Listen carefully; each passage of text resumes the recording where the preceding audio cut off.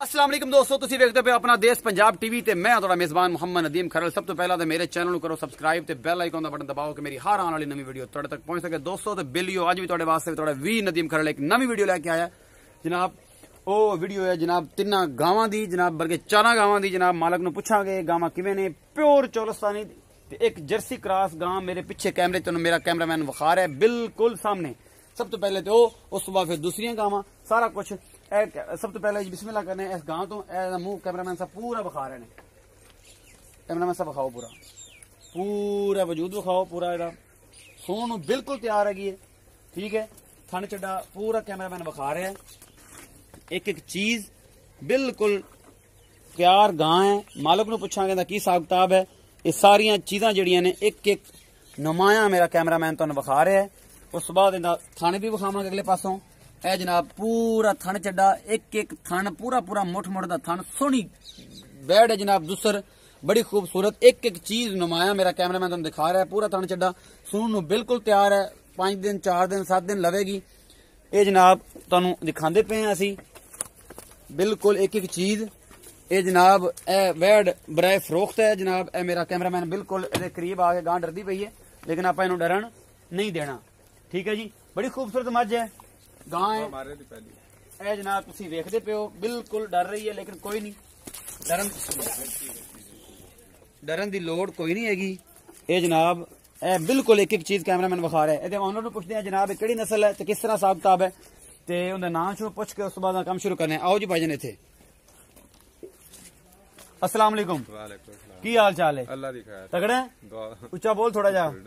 बोलना है मैं बोलना तेरे। अच्छा जी है तेरी गां विखाई है, इनका की हिसाब किताब नस्ल केड़ी है?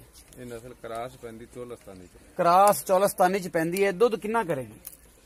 पहले सुबह भी 22 किलो दुध दिंदी रही है, हुण 10 हुंदी थी।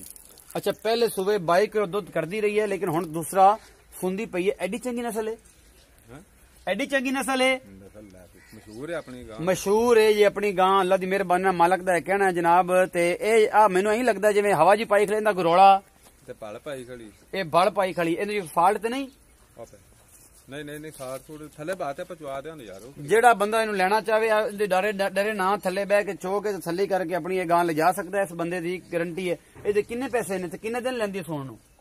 वो इंदी ते अल्लाह दी मर्जी 5 दिन कड्डे 4 दिन कड्डे होर अल्लाह दी मर्जी है जनाब। 4 दिन कड्डे 5 दिन कड्डे। भाई साहब होरां दा कहना जनाब पैसे किन्ने ने? 1,65,000 मुल किया जनाब। ते देनी किथे मकूल जे पैसे मोहब्बत प्यार पा के जेड़ा आ गया फिर उहदे कर लेगा। पक्की गल है। भाई साहब दा कहना जे 1,65,000 रुपया है तो मकूल जे पैसे जेड़ा आवेगा उहदे प्यार मोहब्बत कर लवांगे। एडी तगड़ी गां। उस तो बाद कोई होर जानवर भी खड़े ने। आओ जी कैमरामैन साहब। ए जनाब वैड़ एक खड़ी है गोरे रंग दी, क्रॉस गां है। ठीक है जी, ए तुसी मेरा कैमरामैन तुहानू विखा रहे ये वैड़ी हैगी पहलन वैड़ है जनाब। ए सारा कुछ पूरा एक एक चीज वजूद इंदा मेरा कैमरामैन विखा रहा है तुहानू बिल्कुल। पिछों सारा कुछ सोहनी वैड़ हैगी। अजे पहलन हैगी है। जिस बंदे ने लैनी होवे क्रॉस हैगी है। मेरा ख्याल जर्सी ना क्रॉस है, जर्सी क्रॉस है, लेकिन है नाल सहीवाल। ठीक है जी, इन्दा भी पुछदे हैं। एक होर वड्डी उमर दी गां खड़ी। कैमरामैन साहब इधर अगे आओ, छड्डो ओनू ओ वेख लई।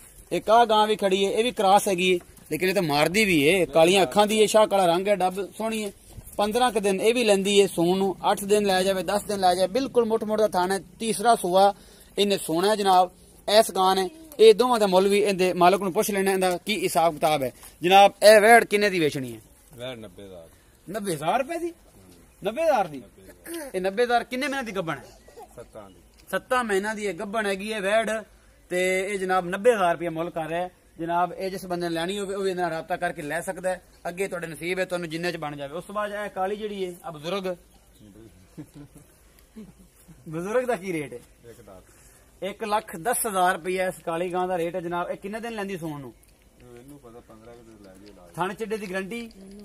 दुध किन्ना करेगी?